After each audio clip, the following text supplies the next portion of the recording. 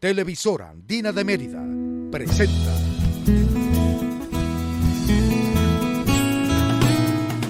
Buenos Días.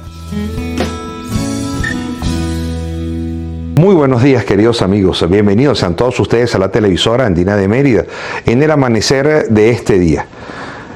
Hoy hemos decidido, porque el tiempo nos los permite y porque las circunstancias nos los permite, conversar con el doctor Ramón Guillermo Aveledo. Arribó a la ciudad del Vigía, capital del municipio Alberto Adriani, el pasado día lunes. Luego, en horas de la tarde, pues disertó sobre la obra, sobre la vida del doctor Luis Herrera Campins, cerrando un ciclo de conferencias en el marco del primer centenario del nacimiento del doctor Luis Herrera Campins, expresidente de la República, y como parte de la organización que se ha venido efectuando en todo el país y que en Mérida ha sido muy simbólica, ha sido muy generosa el Estado y los dirigentes de COPEI, los dirigentes activos de la sociedad merideña en brindar este justo homenaje al doctor Herrera Campins. Luego, el día martes, en horas de la mañana, ayer, estuvo en el Paraninfo de la Universidad de los Andes y hoy estará partiendo hacia la ciudad de Tovar, capital del municipio de Tovar, donde culminará con esta importante gira, pues testimonial de lo que ha sido Luis Herrera Campins. El doctor Ramón Guillermo Aveledo es doctor en Ciencias Políticas y es miembro de la Academia de Ciencias Políticas y Sociales. Está en el sillón número 15, según la sesión del día 17 de julio del año 2018. Ha escrito muchos libros. Algunos señalan, su editor favorito, Sergio Dava, dice que 28. Él señalaba ayer que eran más de 30, 35 y llega a 38. De manera que es un escritor, recopilador de información nato, analista político, amante del béisbol y fundamentalmente, cosa que ustedes no saben, seguidor de Estudiantes de Mérida. De manera que vamos a conversar con el doctor Ramón Guillermo Aveledo. Bienvenido al Estado de Mérida otra vez. Muchas gracias, siempre un gusto hablar contigo. Doctor, y con la gente pues, que te sigue. no vamos a comenzar hablando del tema fundamental, porque yo tengo que aprovechar que usted está en Mérida. Y quiero que conversemos un poco el 25 de mayo. Y quiero que conversemos un poco el 25 de mayo porque usted fue a votar el 25 de mayo. Y usted dijo, no quise dejar solos a los que se atrevieron a nadar contra la corriente. Lo dijo en su red social X, en la cual tiene 291.700 seguidores, bastante. Un poquito, sí. Para ser alguien retirado no está mal. Y crece, además. No está mal, así. Y de cuando en cuando tengo que bloquear, porque yo acepto todas las discusiones, porque bueno, he vivido en la discusión, esa ha sido mi vida. Como profesor y como parlamentario y como dirigente político, mi vida ha sido la discusión. Pero el insulto, ni insulto ni dejo que me insulte. Por ir a votar me insultaron mucho. Así como no, por supuesto, mucho, ¿no? Bueno, pues porque vivimos en un tiempo de mucha polarización, no solo en Venezuela, en el mundo. Por cierto, en estos días me encontré una cosa que dijo el cardenal Prevost, ahora León XIV, sobre la polarización, cómo tiende la opinión en estos tiempos a irse a los extremos.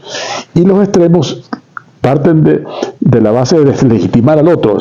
Si tú no tienes mi opinión, entonces debe ser por algún mal motivo. Eres una especie de pirata, de delincuente peligroso. Entonces, esa crispación es un contaminante muy serio para aquella democracia, porque tiene que haber, en la democracia tiene que haber un espacio donde, bueno, el ágora, pues donde todos se encuentran las opiniones. Usted eso lo dijo en efecto Cocuyo con una frase que a mí me gustó muchísimo, la anoté y me la grabé, la voy a tomar además. Porque usted dijo, es una entrevistadora muy buena como tú. Usted dijo, quienes llaman a votar y los que no van a tener,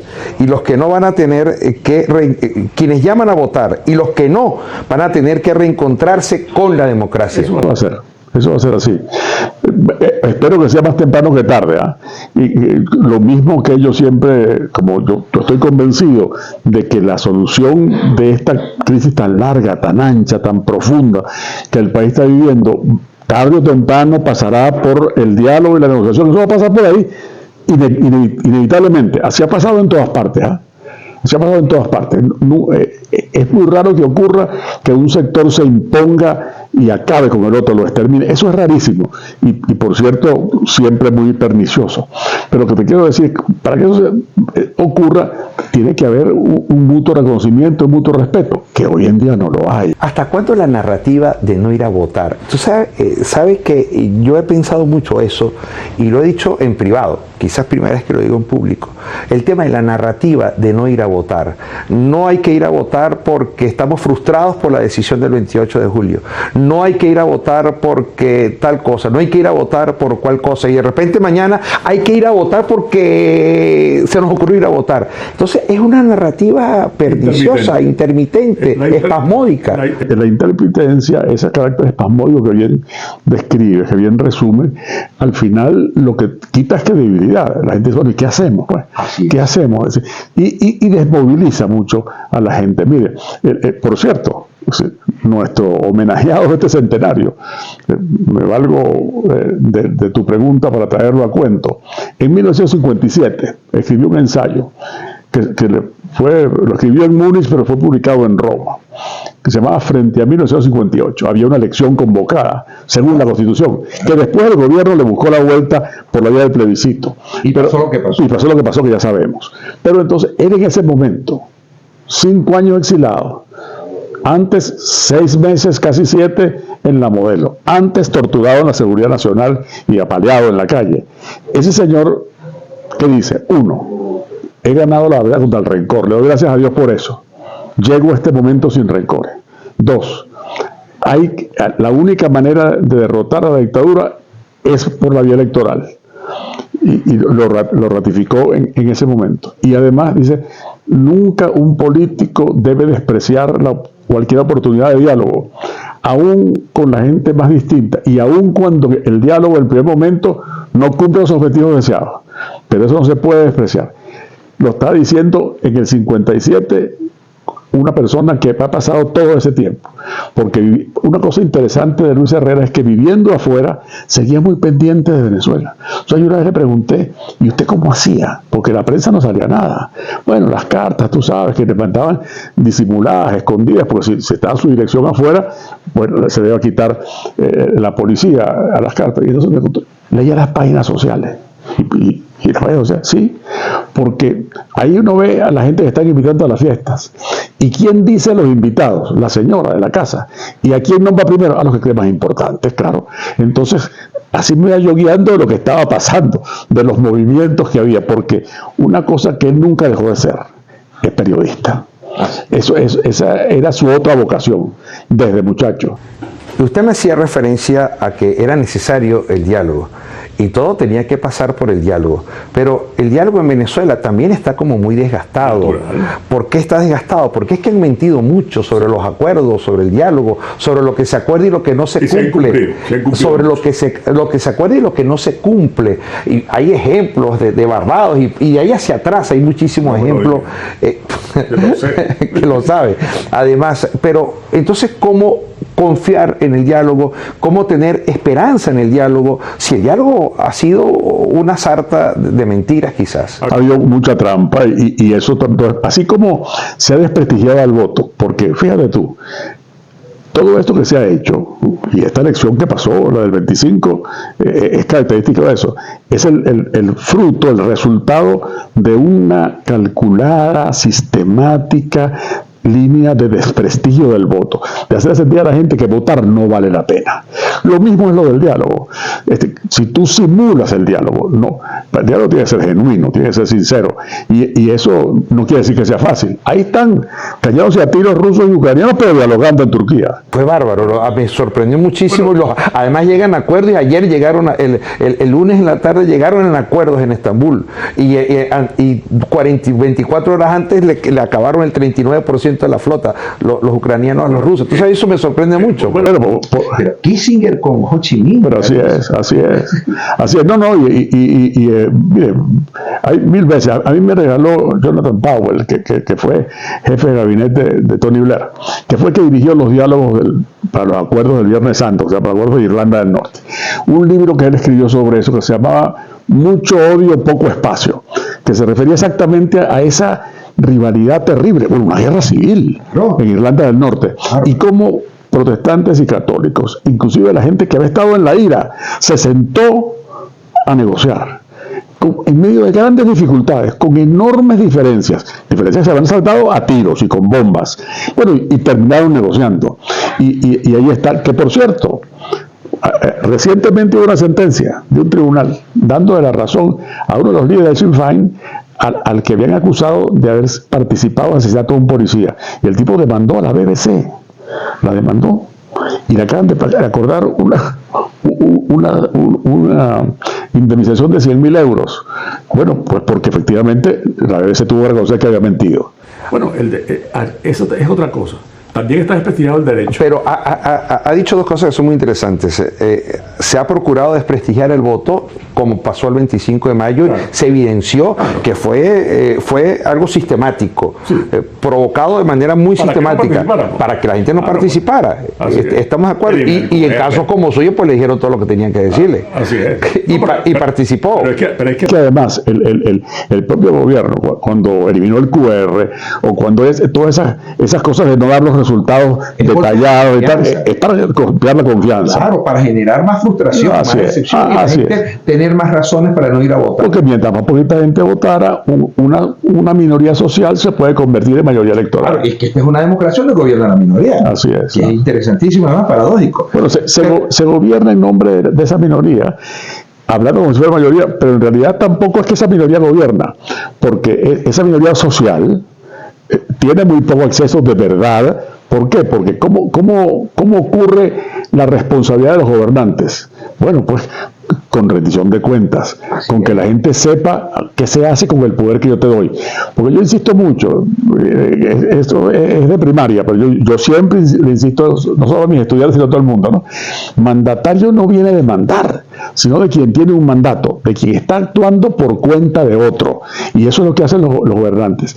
Entonces, esta minoría social que se utiliza para convertirla en mayoría electoral y con todos estos artilugios, en realidad cree que está gobernando, pero no, está gobernando un movimiento chiquitico, un movimiento pequeñito que ha privatizado al Estado venezolano. Usted me ha dicho entonces que se ha desprestigiado el voto y se ha desprestigiado el diálogo. Pero también en el otro sector se ha desprestigiado la solicitud permanente de sentencia de bloqueos y de sanciones para el país. Las sanciones y bloqueo históricamente no han provocado nada en ninguna parte. Vemos el caso de Irán y sigue los ayatolás mandando desde que cayó Mohamed Reza Pahlavi. Y sigue Corea del Norte mandados por los mismos. Y en Cuba siguen mandando los castristas. Franco se murió en el poder. Franco se murió en el poder y formó al rey. Entonces, tampoco el otro lado tiene razón en lo que procura. Completamente de acuerdo. Yo siempre he sido contrario a ese tipo de medidas. Yo comprendo que la gente sea personalmente responsable por sus decisiones. De modo que las sanciones personales, yo no tengo inconveniente con eso, porque si alguien tiene que ser responsable de lo que hace. Ahora, eso es muy distinto a sanciones que afectan al país entero, porque primero pagan justo por pecadores y después porque no funcionan, y yo no he sido partidario de eso con relación a ningún país, pues tampoco con relación al mío. Mire, le echo un cuento. Bueno, empezando, dando en la mesa, que ya hace mucho rato de eso, di una conferencia en los Estados Unidos. 20 de julio de 2014. Sí, así es. Ya hace 11 años de eso que me fui. 11 años. Después de haberla creado, ¿no? Así es. Bueno, he ayudado, porque la crearon los partidos. Yo ayudé, yo era el conserje. Yo era el conserje de ese edificio. Si no hay conserje, yo era el conserje. Si ellos no hubieran querido, no se hubiera podido.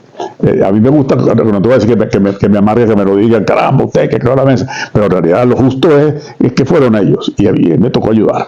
Pero a lo que voy. Entonces estaba yo dando decía Alberto Arbelo, eso era como arriar gallinas a caballo. Bueno, tú sabes que Billy Neumann, el que era corresponsal aquí de Newman, porque es americano, que era corresponsal de New York Times aquí, dijo en un reportaje que es el pastor de una manada de gatos. Claro, los gatos no andan en manada, pero claro, un poco así. Lo que quiero decir es que una persona en esa conferencia me preguntó, eso está hablando del año ese como, ¿qué sería? 2010, 2009. Me preguntó, ¿y a ti no te parece? Él había sido embajador aquí. ¿A ti no te parece que Estados Unidos debería no comprar más petróleo venezolano y hacer sentir presión a Chávez, que era el presidente en ese momento? Y entonces, bueno, si la idea es ayudar a Chávez, me parece una gran idea. Entonces, bueno, después cuando vino el café, él se me acercó. Me dice, caramba, ¿no te parece que fue muy fuerte tu respuesta? Chico, supieras tú que me parecía que fue muy blanda, le digo yo. Porque no hemos aprendido de que eso no funciona. Que eso en realidad lo que hace es proveer de excusas a gobiernos fracasados cuyas políticas no sirven, le das una excusa para justificarse. Eso, y al final lo que hace es prolongar, porque la gente se vuelve más dependiente del Estado, más dependiente del gobierno. Una sociedad tan empobrecida se vuelve más dependiente del gobierno. Quiero terminar esta parte del programa, que es quizás la parte que la gente quería escuchar. Yo quiero escuchar el tema de Luis Herrera. Me contesta mucho que todavía quiere escuchar a este señor. Seguro que sí. Ayer en medio de un palo de agua la gente fue a verlo en la diócesis de San Carlos de Vigía. No, fue Arquímedes ayudadito con Ramón Guillermo. Mire, la comisión ha hecho un trabajo muy bonito. Sí. Yo creo pero que hay un sentimiento, seguro, y eso lo hablamos ahora. Ese es el punto. Hay un sentimiento. Hablemos de eso. Sí, ahora hablamos un poco de eso. Finalmente, todo muy bien, pero nos falta una patica de la mesa que yo creo que es importante, y es que hay un liderazgo que no nos podemos olvidar, y es el liderazgo de María Corina Machado. Sí, claro. Y María Corina Machado está viva como líder político. María Corina Machado se abroga pues un triunfo el 25 de mayo. Vamos a ver, Luis Vicente León, Jesús Eguías, pues hablan de qué tipo de triunfo es. No importa, pero ella refiere a que fue un triunfo, y los que no fueron a votar, que es casi una proporción de que los que votaron el 28 de julio no votaron el 25 de mayo, números más, números menos, pero se abrogan un triunfo. Hemos ganado y hemos triunfado. La abstención ganó. No nos quedamos sin gobernaciones, nos quedamos sin consejo legislativo, nos quedamos sin la Asamblea Nacional, pero ganamos. Caramba. Pero hay un liderazgo que está vivo, ¿ok? Y que todos los días está fuerte. Lo que yo no entiendo es, luego de las elecciones municipales vendrá una veda hasta el 2030, y creo que es muy difícil mantener el liderazgo en Twitter. Es complicado. Mira, hay dos cosas en tu planteamiento, y a las dos me voy a referir. Uno al liderazgo de María Machado, otro al 25, y a lo que más me interesa a mí, que es el 26. Yo siempre, desde antes del 25, decía, me interesa más el 26. ¿A qué me refiero? Empiezo por esto. ¿A qué me refiero? El gobierno, hay un resultado que está allí, formal. El gobierno puede creerse la versión oficial y decir, bueno, este es el resultado. Yo soy el 80% del país. Se equivoca, y eso conduce a equivocaciones mayores. No, y a una escala. La historia está allí. No estoy abogando por una determinada solución a la crisis, porque creo que la crisis tiene que ser solucionada por la vía de la negociación, del diálogo y de la democracia. Pero recordemos, el 17 de octubre del 45, 17, un día antes del 18 de octubre, el gobierno tenía todos los diputados del Congreso Nacional menos uno, que eran de Eloy Blanco. Todos eran del gobierno. Casi todos los legisladores regionales, todos los presidentes de Estado que eran nombrados, todo el poder. Y sin embargo pasó lo que pasó. Y Acción Democrática en el trienio siempre sacó el 80% de los votos. 70 y pico en la elección de Gallego, 70 y picote. De votos de verdad. Y sin embargo fue un trienio. ¿Por qué? Porque No se puede pensar que la realidad se reduce a eso. Sería un error. Otro triunfador, porque el gobierno es triunfador formal. Otro triunfador es el abstencionismo, sí, sin duda, pues fueron mucho más los que se abstuvieron, abrumadoramente más. Y eso no tiene maquillaje. No puedes hacer trucos estadísticos porque es muy obvio, es demasiado claro. Ahora, eso que no se puede hacer. No, se pueden hacer, pero no sirven, pero no son creíbles. Eso, se derrumba. Sí, a mí me encanta el programa. Hoy lo vi un ratico, que sea de televisión española, como a las 5 de la mañana sale siempre, se llama País Mágico. Un tipo que hace truco con las barajas, muestra ciudades de España, hace truco con las barajas. Eso es truco, pero es truco.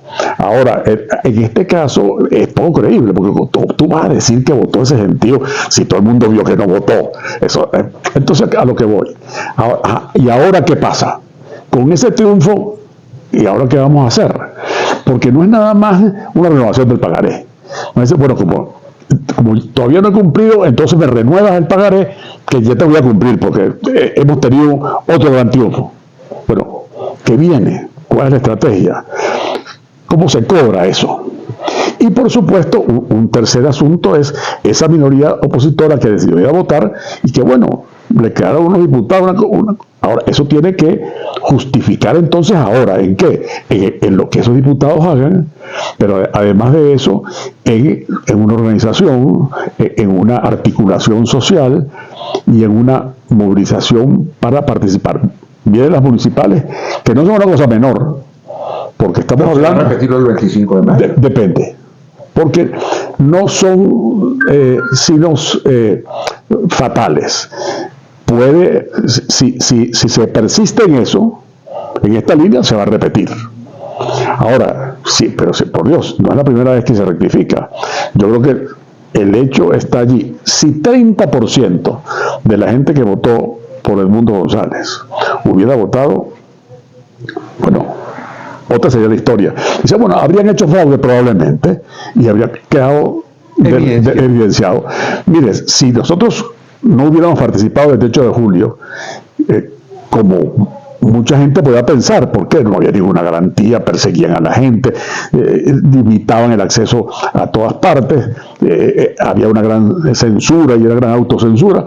Bueno, sin embargo, mire, si eso hubiera pasado, no hubiéramos tenido ese argumentote tan grande que seguimos teniendo. Entonces, es muy importante lo que pasa del 26 en adelante. ¿Qué van a hacer los actores como consecuencia? Pero es que hay dos escenarios: participar o no participar en las municipales, que no se sabe cuándo se van a producir.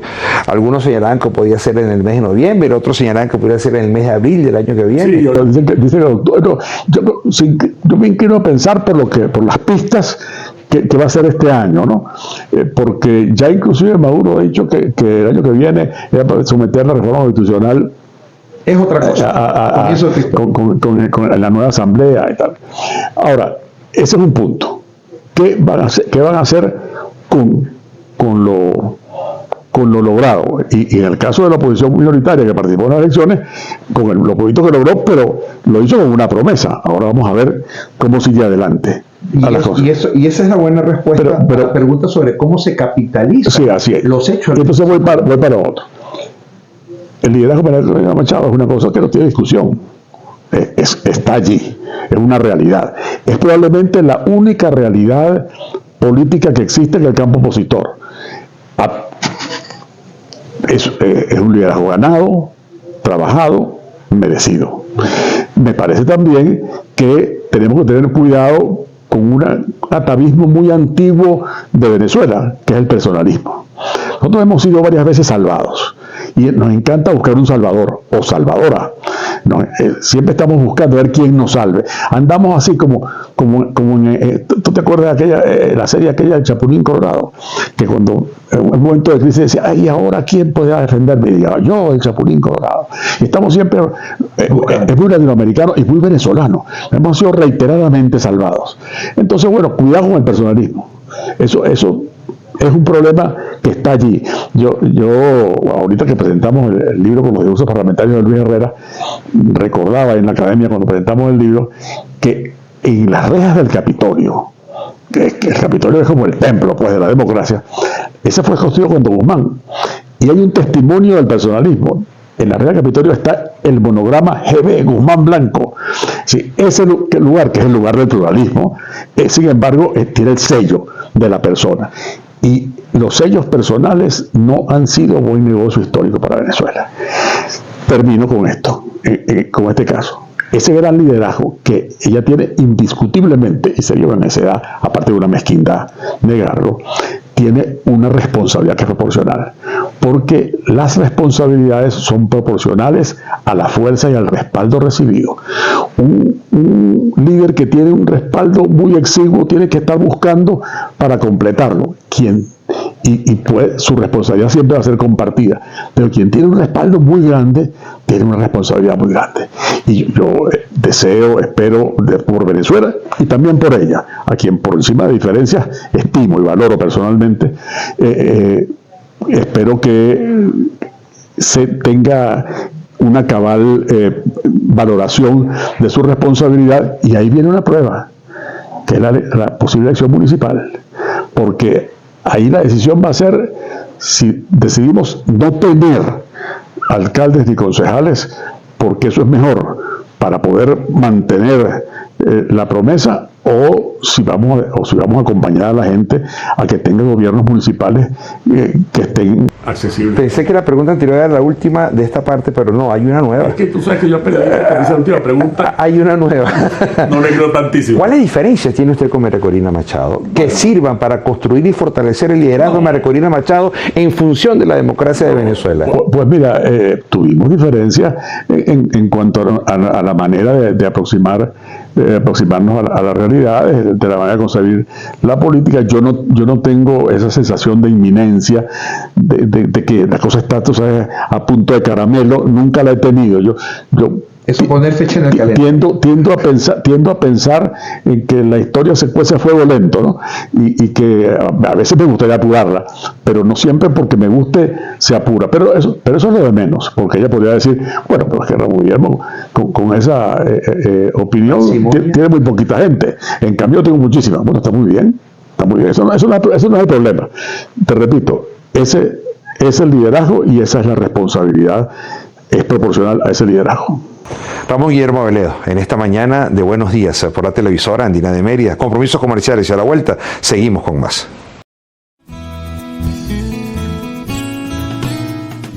Buenos días.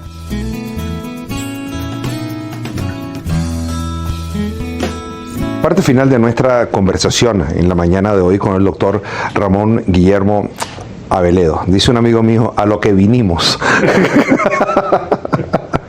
A lo que vinimos. Claro, lo dice con otra intención. Y es que se ha nombrado en Mérida, y se nombró en Mérida como en el resto del país, comisiones para conmemorar el primer centenario del nacimiento del doctor Luis Herrera Campins. Un franco reconocimiento a un demócrata cristiano íntegro. Cuando uno dice demócrata cristiano íntegro, pues seguramente para los que conocen la doctrina social de la Iglesia, es un hombre que vivió la doctrina social de la Iglesia.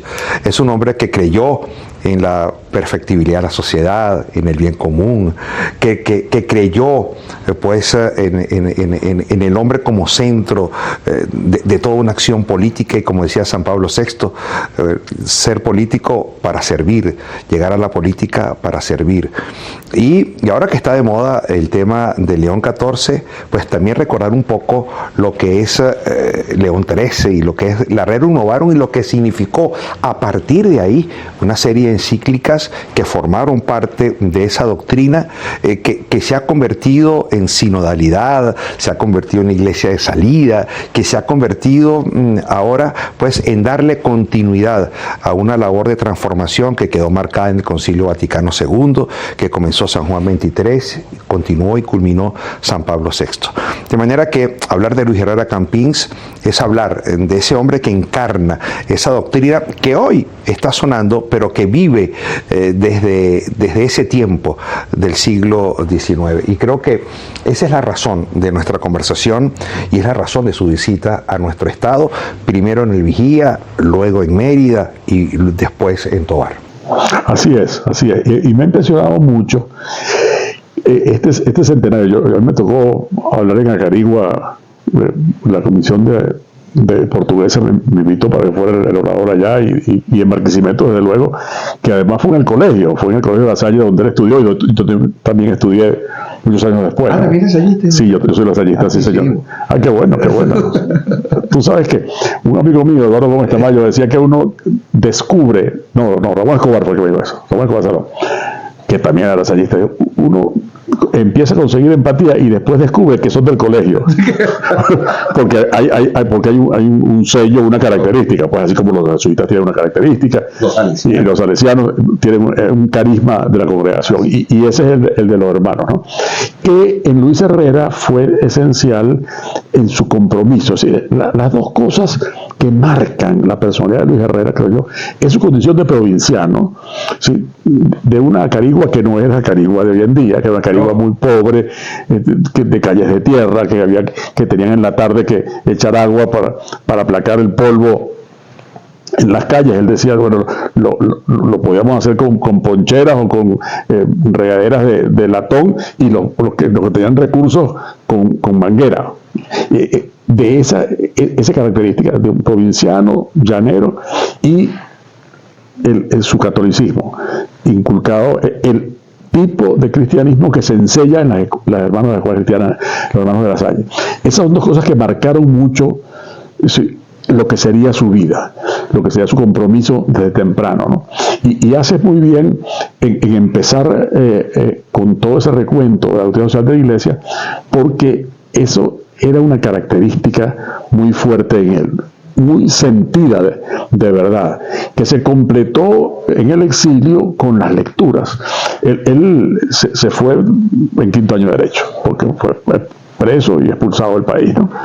Y entonces por participar en la huelga del 52. Entonces se graduó en Santiago de Compostela. Siempre hubo un mito que los copellanos nunca pagaron cárcel. Pues pocos. Hubo algunos que no pagaron porque pensaban que lo habían matado. Por ejemplo, Decio de la Riva. Decio de la Riva lo dieron por muerto. Le dieron una paliza y lo tiraron en la Panamericana. Y lo escondían unos compañeros allá en los Altos Mirandinos. Y él fue el único miembro del Comité Nacional que estaba libre y en Venezuela, pues porque lo habían dado por muerto.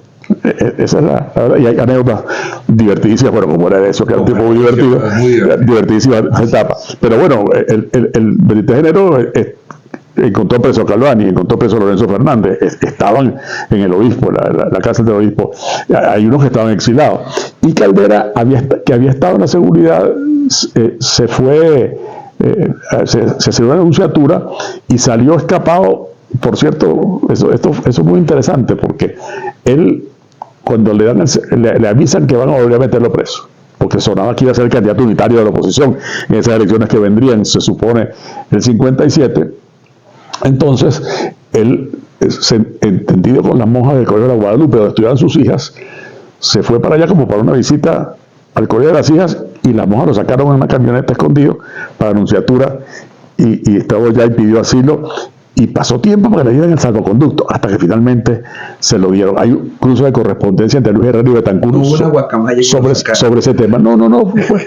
Fíjate tú que la dictadura le dio el salvoconducto. Claro, se resistió y tuvo un tiempo fastidiando, pero al final se lo dio. Que permitió que se reunieran él, Jovito y Betancourt en Nueva York. En Nueva York ya vivía Betancourt. Marca a Luis Herrera su formación. Sí. Y marca a Luis Herrera su origen. Su origen de persona provinciana, de vida modesta, porque la clase media venezolana es una creación petrolera. En ese momento había una gente rica y el resto había gente pobre y menos pobre. Eso es lo que había. Fíjate tú que cuando Luis Herrera, conocemos a Barquisimeto, al principio Luis Herrera viene para el seminario Barquisimeto, hizo cuarto grado en el seminario porque pensaban que tenía vocación sacerdotal, que después no fue así.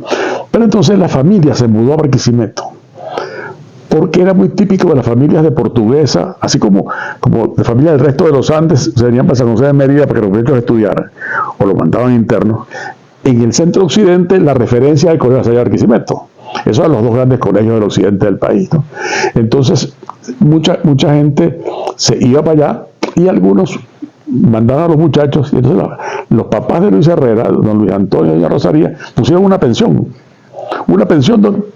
para estudiantes de Portuguesa, de Trujillo, de Yaracuy, que venían por Barquisimeto a estudiar en el Colegio de La Salle o en alguno de los colegios de allá. ¿Por qué un homenaje a Luis Herrera Campins? ¿Por qué ese justo homenaje a Luis Herrera Campins?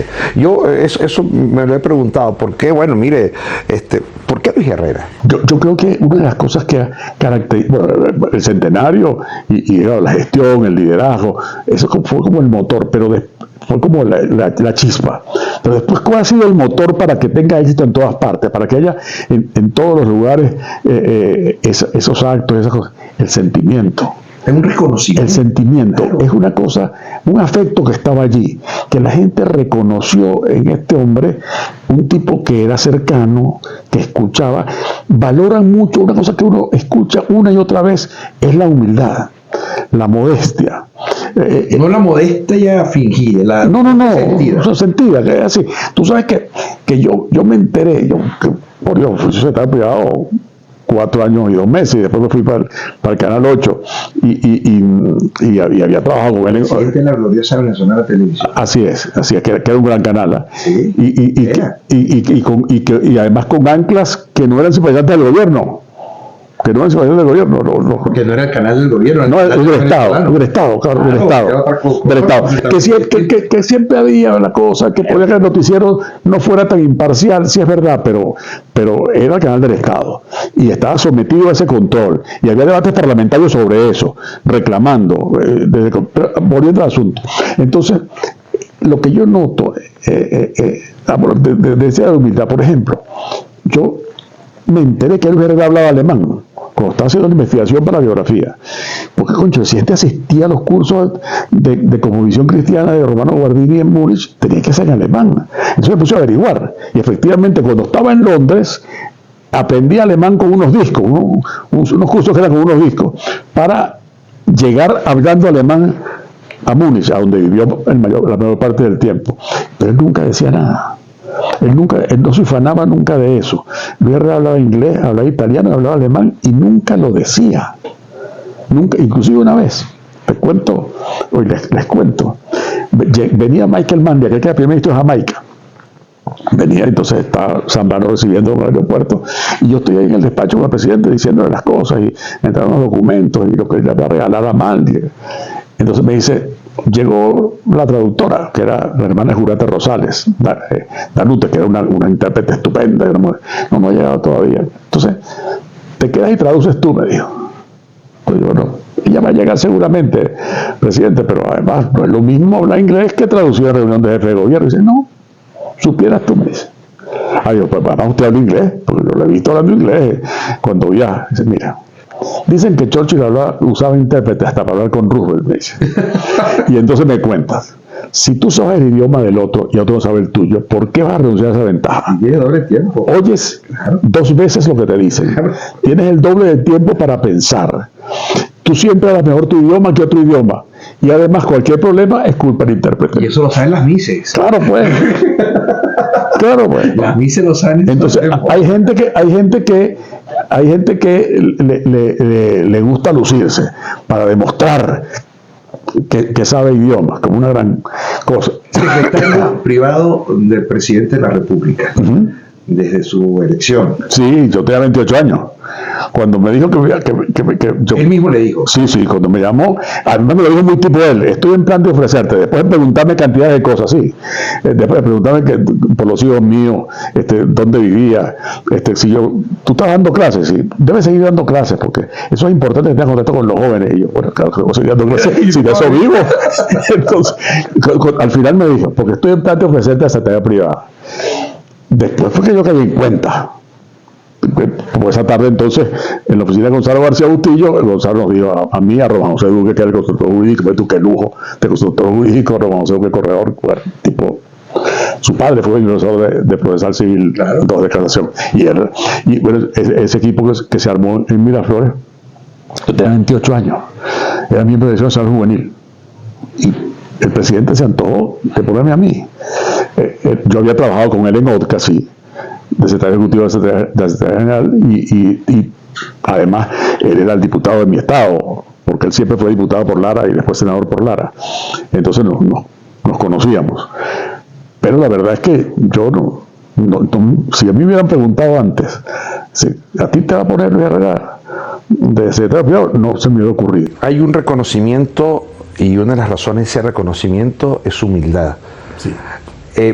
No hay reproches a Luis Herrera Campins, porque también se ha querido maldecir, no decir bien, mejor dicho, no decir bien, el gobierno de Luis Herrera, y lo satanizan mucho. Bueno, sí, y lo que pasa es que el tiempo va sedimentando las cosas, ¿no? Cuando ocurrió el llamado Viernes Negro, pues que en realidad es el colapso del modelo rentista. Claro, porque la gente habla de la consecuencia, no habla de la causa. Fue el gobierno de Carlos Andrés. Sí, no, y lo que había ocurrido, la crisis de la deuda mundial, claro, ante la cual, por cierto, Luis Herrera, y reiteradamente, primero en el comienzo del gobierno, es una Venezuela hipotecada, empezandito, claro, pero además... En la toma de posesión. Sí, señor. Pero además, cuando está para entregar, Gran Cuña, por cierto, tremendo, que se ve por accidente. Tú sabes que estaban pensando otra cosa y eso salió así. Tremendo. Y entonces el consultor, que era Garth, dijo, no, déjenla así. Sí, déjenla así. No, porque eran testimoniales en los barrios y salió eso de esa manera mucho mejor de lo que porque salió exacto desde el fondo. Entonces, vuelvo, fíjate tú que terminando el gobierno, el nuevo dijo, yo no voy a excusarme en la situación internacional. Yo soy responsable, asumo la responsabilidad de todos los actos de mi gobierno y de las omisiones y de los errores que hemos cometido. Y eso, el responsable soy yo. Y eso también es una cosa que se valora. Pasado el tiempo, se sedimenta y resulta que, fíjate tú, que el fin del 4.30 fue por poner Bolívar, el dólar a 6 bolívares el controlado y a 9 el libre. A 9 el libre. Claro, y un exabrupto en la época porque se duplicaba. Claro, pero ahora no hay, lo que ha pasado después no tiene freno, tú no tienes un parámetro. Y en ese momento se logró efectivamente controlar la inflación. Claro, fue un choque muy grande para los venezolanos que tenían ya mucho rato, desde que Betancourt había dejado en 4.50, y que fue un shock en su momento. Pasar en 3.30. Pasar del 3.35 al 4.50, eso fue un zaperoco muy grande. Pero se ha satanizado el gobierno de Luis Herrera. Sí, como no. Satanizar el gobierno bueno, que el tiempo asienta las cosas, y entonces, ¿qué también se ve? Es verdad que eso es verdad, y eso es innegable, eso. Pero también es verdad que nunca se hicieron más escuelas que en ese tiempo, que nunca hicieron más hospitales que en ese tiempo, individualmente, que solo Lucinchi construyó más viviendas que el gobierno de Luis Herrera, en buena medida por lo que había dejado el gobierno de Luis Herrera en tierras urbanizadas. En ningún gobierno se entregó más tierra a los campesinos, en ninguno. En estos días salió, en estos testimoniales, el doctor Raúl Alegret, que era el presidente del IAN, mostrando la cantidad de hectáreas de tierra entregada a los campesinos. Bueno, al final del día nunca había habido una dedicación tan grande a la educación y a la cultura.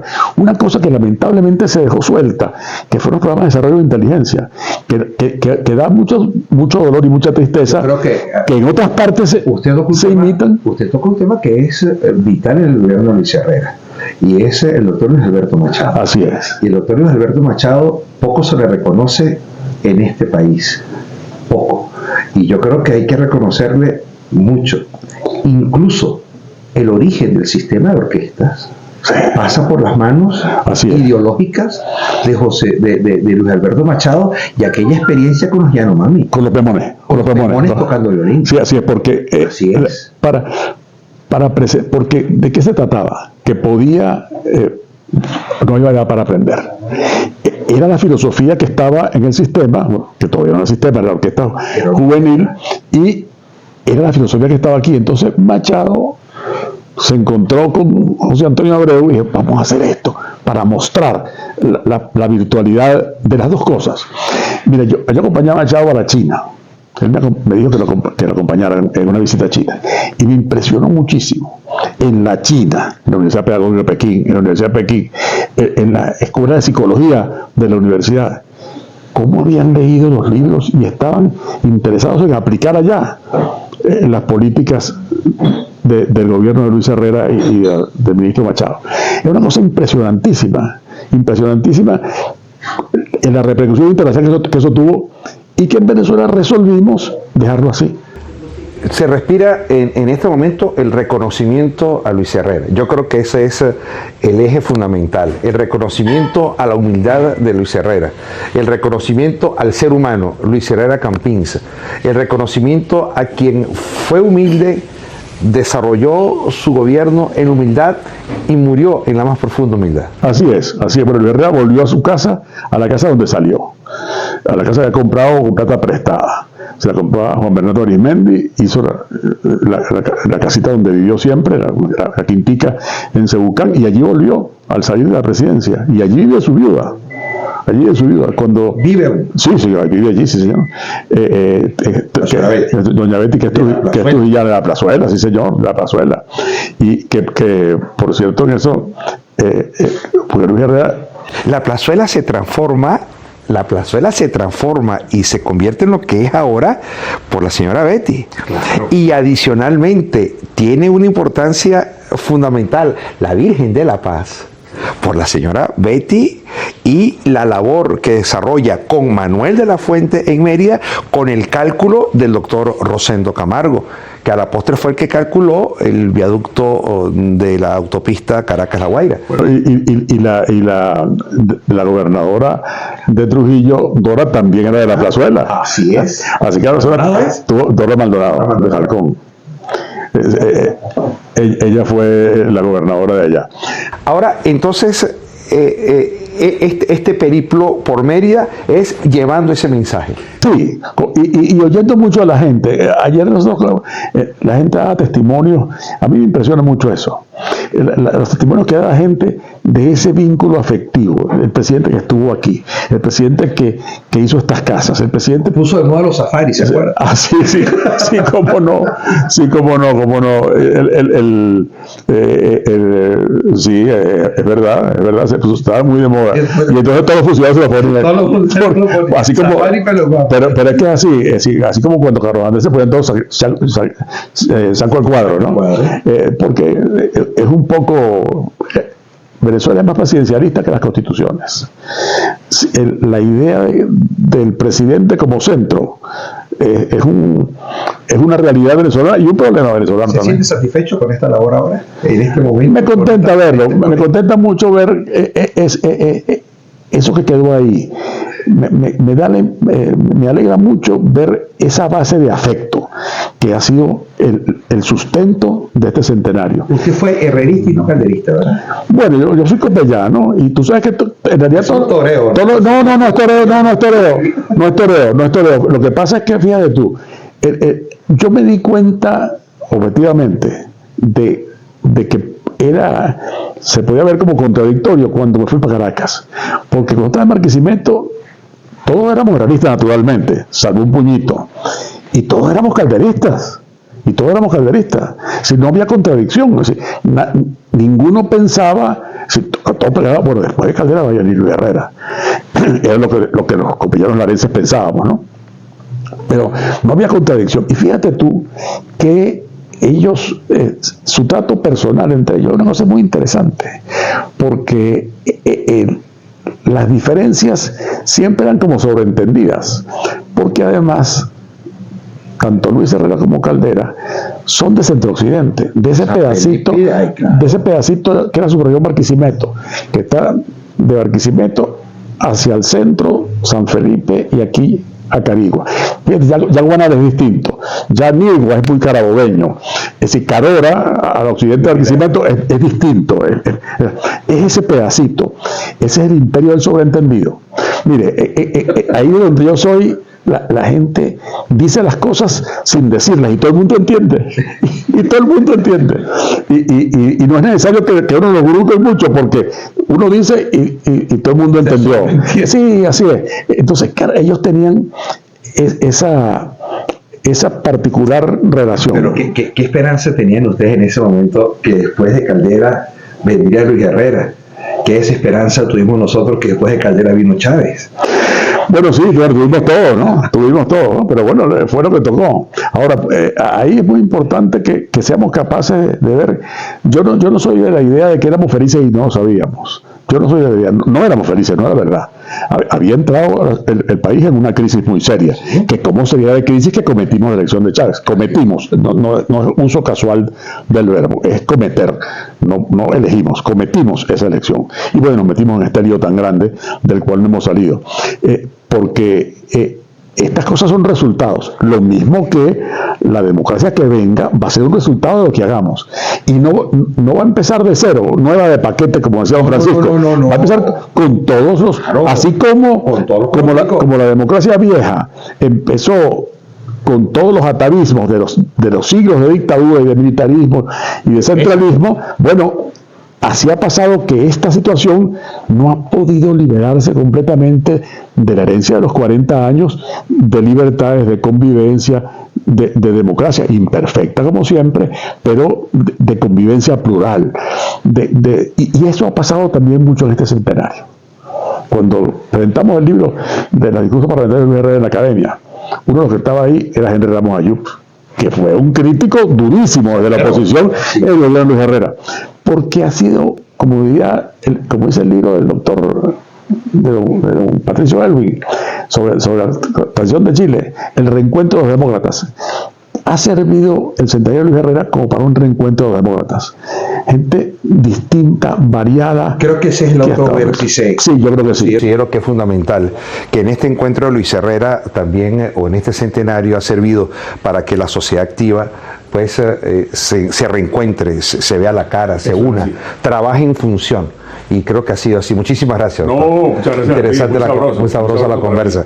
Y a ustedes muchísimas gracias por la atención. Que pasen un feliz resto de este día. Televisora Andina de Mérida presentó